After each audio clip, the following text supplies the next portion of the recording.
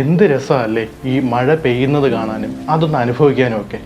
സത്യം പറഞ്ഞാൽ നമ്മുടെ ഭൂമിക്ക് ലഭിച്ച ഒരു വരദാനമാണ് ഈ മഴയെന്ന് പറയുന്നത്. കാരണം നമ്മുടെ ജീവൻ്റെയൊക്കെ അടിസ്ഥാന ഘടകമായ ജലം ലഭിക്കുന്നത് പ്രധാനമായും മഴയിൽ നിന്നാണ്. പക്ഷേ ഈ മഴ തന്നെ നമ്മുടെ ജീവൻ എടുത്താൽ എന്താകും സ്ഥിതി? അതായത് അന്തരീക്ഷത്തിൽ നിന്നും ജലത്തിന് പകരം ഗ്ലാസ് ആണ് പെയ്യുന്നതെങ്കിലോ? സത്യം പറഞ്ഞാൽ അങ്ങനെ ഒരു സ്ഥലമുണ്ട്, പക്ഷേ ഭൂമിയിലല്ല എന്ന് മാത്രം. ഭൂമിയിൽ നിന്ന് ഒരു 63 പ്രകാശവർഷം അകലെ നമ്മുടെ സൗരയൂഥത്തിന് പുറമേ സ്ഥിതി ചെയ്യുന്ന HD 189 733 b എന്ന ഗ്രഹത്തിലാണ് ഇങ്ങനെ ഒരു പ്രതിഭാസം നടക്കുന്നത്. അപ്പോൾ ഇന്നത്തെ വീഡിയോയിൽ ഈ ഗ്രഹത്തെക്കുറിച്ച് നമുക്ക് കൂടുതൽ മനസ്സിലാക്കാം. എല്ലാവർക്കും പുതിയ വീഡിയോയിലേക്ക് സ്വാഗതം. IMSP here.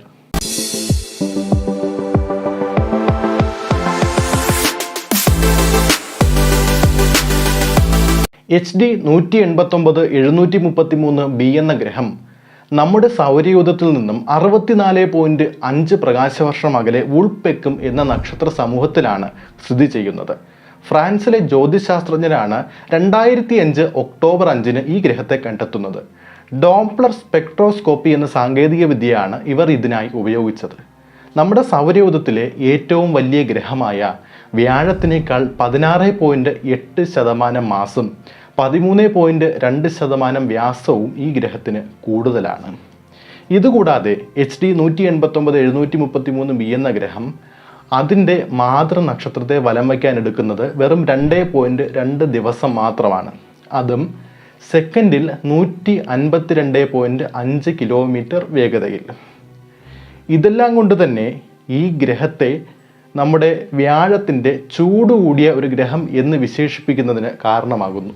കൂടാതെ ഇവിടെ ജീവൻ്റെ സാന്നിധ്യം ഉണ്ടാകുവാനുള്ള സാധ്യതയും വളരെയധികം കുറവാണ്.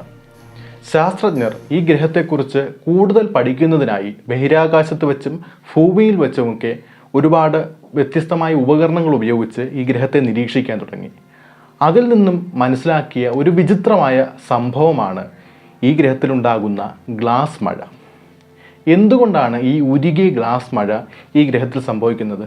ഇതിന് കാരണം ഈ ഗ്രഹം തൻ്റെ മാതൃനക്ഷത്രത്തോട് വളരെ അരികെയാണ് സ്ഥിതി ചെയ്യുന്നു എന്നതുകൊണ്ടാണ്. ഇത്രയും അരികെ സ്ഥിതി ചെയ്യുന്നത് കൊണ്ട് തന്നെ ഈ ഗ്രഹം പെട്ടെന്ന് നശിച്ചു പോകാനും കാരണമാകുന്നു. മിക്ക സമയങ്ങളിലും ഈ ഗ്രഹത്തിൻ്റെ ഒരു വശം സ്ഥിരമായി അതിൻ്റെ മാതൃനക്ഷത്രത്തെ അഭിമുഖീകരിച്ചായിരിക്കും സ്ഥിതി ചെയ്യുക. അതുകൊണ്ട് ഒരു ഭാഗം സ്ഥിരമായ പകലും മറുഭാഗം സ്ഥിരമായ രാത്രിയുമായിരിക്കും. 2007 നാസയുടെ സ്പിറ്റസർ സ്പേസ് ടെലസ്കോപ്പിലൂടെ ശാസ്ത്രജ്ഞരായ ഹെദറും സംഘവും ഈ ഗ്രഹത്തിൻ്റെ താപനിലയുടെ തെർമൽ മാപ്പ് ആദ്യമായി നിർമ്മിച്ചു. ഇതിൽ നിന്നും മനസ്സിലാക്കിയത് സൂര്യനോട് അഭിമുഖീകരിക്കാത്ത ഭാഗത്ത് 1200 ഡിഗ്രി ഫാരൻഹീറ്റും സൂര്യനോട് അഭിമുഖമായി നിൽക്കുന്ന സ്ഥലത്ത് 1700 ഡിഗ്രി ഫാരൻഹീറ്റുമാണ് എന്നാണ്. താപനിലയിലെ ഈ വ്യത്യാസം സൂര്യന് അഭിമുഖമായി നിൽക്കുന്ന പ്രദേശത്ത് നിന്ന് വൻതോതിലുള്ള കാറ്റ് മറുവശത്തേക്ക് വീശുന്നതിന് കാരണമാകുന്നു. മണിക്കൂറിൽ 5400 മൈൽ വേഗതയിലാണ് ഈ കാറ്റ് സഞ്ചരിക്കുന്നത്. അതായത് ശബ്ദം സഞ്ചരിക്കുന്നതിൻ്റെ 7 മടങ്ങ് വേഗതയിൽ. ഇനി മഴയുടെ കാര്യം പറയുകയാണെങ്കിൽ നാസ പറയുന്നത് ഒരു മനുഷ്യൻ ഈ മഴയത്ത് ചെന്ന് നിൽക്കുകയാണെങ്കിൽ 1000 കഷ്ണങ്ങളായി ചിതറിപ്പോകും എന്നതാണ്. ഇതുകൂടാതെ ഇവിടെ വീശുന്ന ഈ ശക്തമായ കാറ്റുകൊണ്ട് ഈ മഴ പെയ്യുന്നത് വശങ്ങളിലേക്ക് ചരിഞ്ഞാണ്. 2013 നാസയുടെ ഹബിൾ സ്പേസ് ടെലസ്കോപ്പും മറ്റു ഉപകരണങ്ങളും ഉപയോഗിച്ചാണ് ഈ ഗ്രഹത്തിൻ്റെ നിറം നീലയാണെന്ന് കണ്ടെത്തുന്നത്. ആദ്യമായാണ് ഇത്രയും അകലെയുള്ള ഒരു എക്സോ പ്ലാനറ്റിൻ്റെ നിറം ശാസ്ത്രജ്ഞർ കണ്ടെത്തുന്നത്. ഈ നീല നിറത്തിന് കാരണം ഈ ഗ്രഹത്തിലുള്ള ഉഷ്ണമേഖലാ സമുദ്രങ്ങളുടെ പ്രതിഫലനം കൊണ്ടാണ്.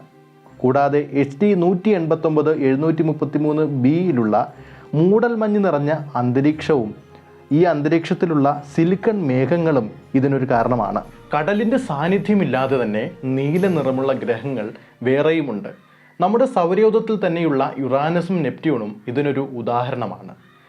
ഈ ഗ്രഹങ്ങളുടെയൊക്കെ അന്തരീക്ഷത്തിന് പുറമേ കാണപ്പെടുന്ന മീഥൈൻ്റെ റിഫ്ലക്ഷനാണ് ഈ നീല നിറത്തിന് കാരണമാകുന്നത്. ഈ ലോകത്തിലെ മറ്റൊരു വിചിത്രമായ പ്രത്യേകതയാണ് ഇപ്പോൾ നമ്മുടെ ഭൂമിയിലാണെങ്കിൽ ഉയരം കൂടുന്തോറും താപനിലയിൽ വ്യത്യാസം വരും. അതായത് താപനില ചിലപ്പോൾ കൂടാം, ചിലപ്പോൾ കുറയും. പക്ഷേ ഇവിടെയാണെങ്കിൽ ഉയരം കുറയുന്തോറുമാണ് ഈ ഒരു വ്യത്യാസം ഉണ്ടാവുന്നത്. ഇതുകൂടാതെ ഈ ഗ്രഹത്തിൻ്റെ മാതൃനക്ഷത്രത്തിൽ നിന്നുള്ള അതിശക്തമായ അൾട്രാവയലറ്റ് രശ്മികൾ ഈ ഗ്രഹത്തിൻ്റെ അന്തരീക്ഷത്തെ ആഗിരണം ചെയ്തുകൊണ്ടിരിക്കുകയാണ്.